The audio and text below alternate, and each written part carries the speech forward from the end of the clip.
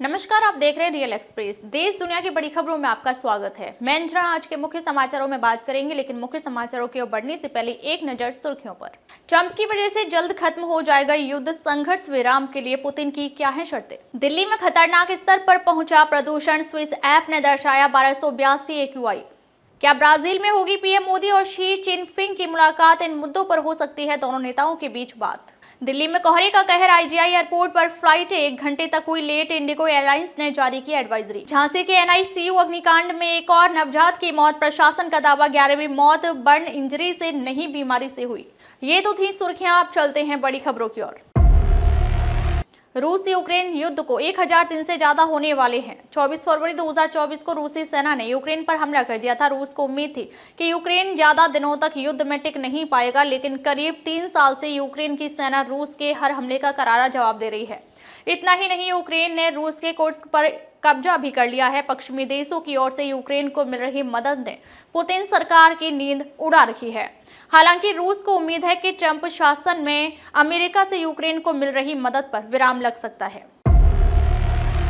राजधानी Delhi gas chamber बन चुकी है। रविवार रात 8 बजे जब केंद्रीय प्रदूषण नियंत्रण बोर्ड दिल्ली का AQI 441 दर्शा रहा था, ठीक उसी समय स्विस कंपनी IQ एयर के ऐप में यह आंकड़ा 1 से ऐसे खतरनाक स्तर को छू रहा था जिसकी हम कल्पना भी नहीं कर सकते।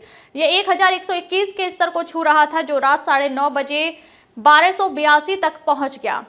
NCR के अन्य शहरों की बात करें तो यह ऐप में इसी समय हरियाणा के बहादुरगढ़ में AQI 707, गुरुग्राम में 829, गाजियाबाद में 651 और नोएडा में 418 दर्ज किया गया। जबकि प्रदूषण नियंत्रण बोर्ड इन शहरों में हवा की गुणवत्ता के जो आंकड़े दर्शा रहा था, वह इससे कहीं से मेल नहीं खा रहे थे। G20 देशों के सम्मेलन में भाग लेने के लिए चीन के राष्ट्रपति शी जिनपिंग रविवार को ब्राजील पहुंचे। चीन राष्ट्रपति से पहले पीएम मोदी का ब्राजील में आगमन हो चुका है। उम्मीद जताई जा रही है कि G20 शिखर सम्मेलन के दौरान दोनों नेताओं के बीच मुलाकात हो सकती है।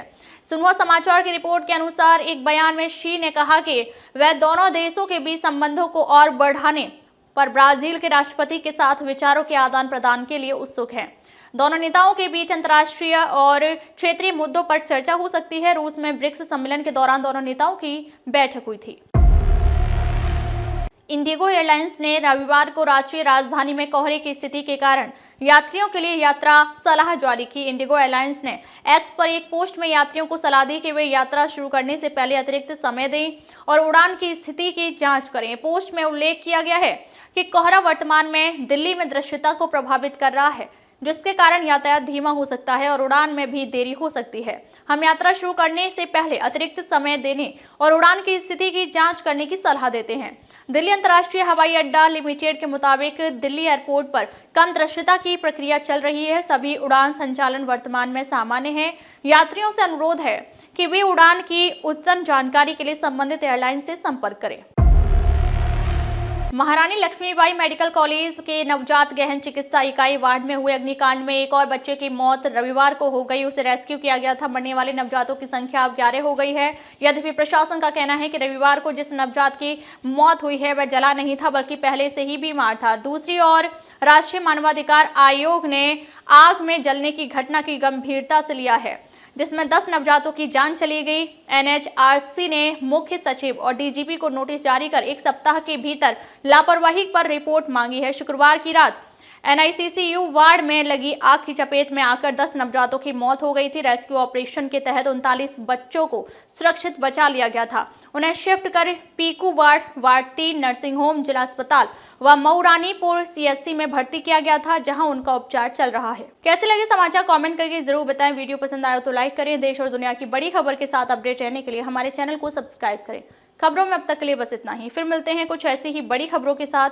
तब तक के नमस्कार और देखते रहिए रियल एक्सप्रेस।